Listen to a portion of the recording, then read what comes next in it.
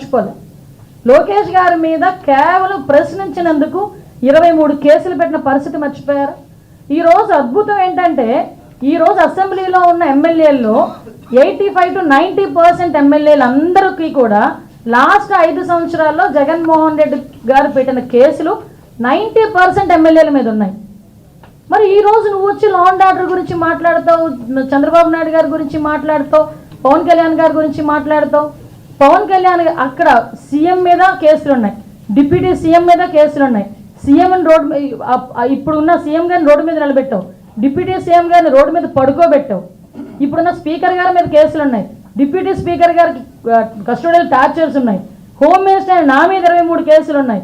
అలాంటిది చూసుకుంటే మొత్తం అందరు మినిస్టర్స్ మీద, అందరు ఎమ్మెల్యేస్ మీద సుమారు 90% ఎమ్మెల్యేస్ మీద కేసులు ఉన్నాయి. అయ్యో హత్యల కేసులో, కబ్జాల కేసులో, దొంగతనాల కేసులు, ఆ కేసులు ఈ కేసులు కాదండి, కేవలం ప్రశ్నించినందుకు మా మీద పెట్టిన కేసులు ఇవన్నీ. నువ్వు ఈరోజు వచ్చి మాట్లాడుతున్నావు. ఈరోజు మేము ఎంత ట్రాన్స్పరెన్సీగా పనిచేస్తున్నామంటే జగన్మోహన్ రెడ్డి నేను పలానా ఓకే సవాల్ వస్తేనే బెంగళూరు నుంచి వస్తావు, ఎక్కడైనా శవరాజకీయం చేయాలనుకుంటే బెంగళూరు నుంచి వస్తారు మీరు. ఎస్ కాదని చెప్పట్లేదే. మీరు ఎక్కడికి వెళ్తారని మీరు పర్మిషన్ పెడితే ఏ రోజైనా మిమ్మల్ని హౌస్ అరెస్ట్ చేసిన సందర్భాలు ఉన్నాయా? మిమ్మల్ని మీ నాయకులను ఎవరైనా హౌస్ అరెస్ట్ చేసిన సందర్భాలు ఉన్నాయా? ప్రివెంటివ్ అరెస్ట్లు ఏమైనా చేస్తున్నామా? పరదాలు ఏమైనా కడుతున్నామా? పోలీస్ బందోబస్తుల మధ్యలో మేము ఏమైనా వెళ్తున్నామా? ఒకసారి ఆలోచించేయండి. ఇవన్నీ మేమంత ట్రాన్స్పరెన్సీగా ఒక ప్రతిపక్ష నాయకుడు కూడా కాదు, ఎక్స్ సీఎంకి ఇవ్వాల్సిన గౌరవం ఇచ్చి, జెడ్+ సెక్యూరిటీ ఇచ్చి, అంటే ఆయనకి ఇవ్వాల్సిన భద్రత కన్నా ఎక్కువ ఇచ్చి మేము పంపిస్తూ ఉంటే ఈరోజు బయటకు వచ్చి భద్రతా వైఫల్యం. ఎస్ నేను హోమ్ మినిస్టర్గా మాట్లాడుతున్నా, ఒకసారి భద్రతా వైఫల్యం అని మీరు మాట్లాడుతున్నారు, నేను చర్చకు సిద్ధంగా ఉన్నా. ఏ రకంగా భద్రతా వైఫల్యం అయిందో మీరు అక్కడికి వెళ్ళి ఎలా మాట్లాడుతున్నాడంటే జగన్మోహన్ రెడ్డి పోలీసులు బట్టలు ఊడదీస్తాం.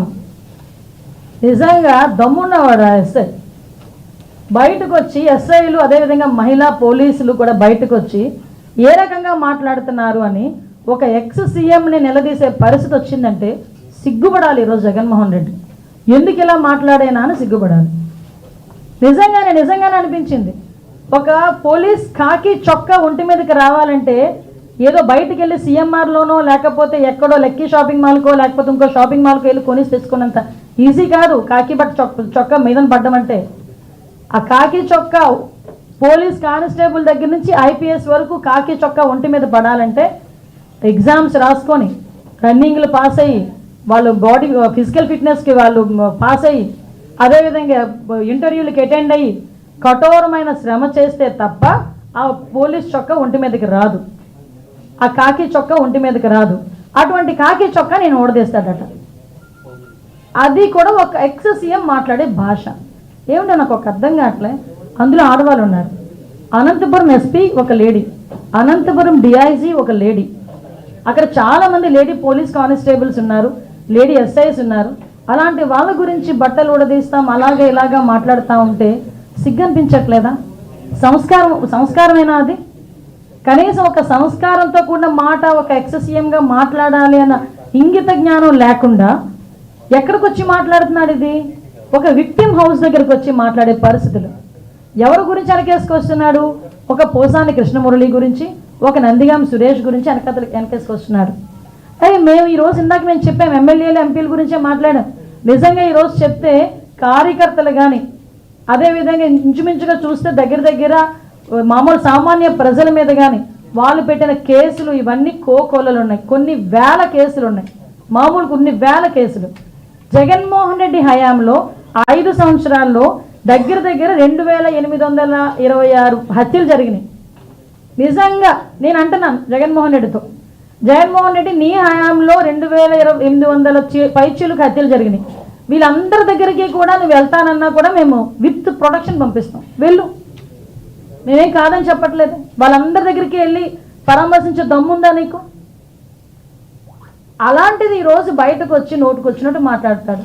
కార్మూర్ నాగేశ్వరరావు, అది గూండావో తెలియదు, ఒక ఎక్స్ఎమ్మెల్యే తెలియదు, ఒక రౌడీ షీటరో తెలియదు, బయటకు వచ్చి వాళ్ళ గవర్నమెంట్ వచ్చిద్దట, వచ్చిన తర్వాతట గుంటూరు నుంచి బయట ఉన్న అవతల ఉన్న వాళ్ళందరినీ నరికేస్తాడట, గుంటూరు నుంచి చివరితలు ఉన్న వాళ్ళందరినీ బయటికి తీసుకొచ్చి తంతాడట.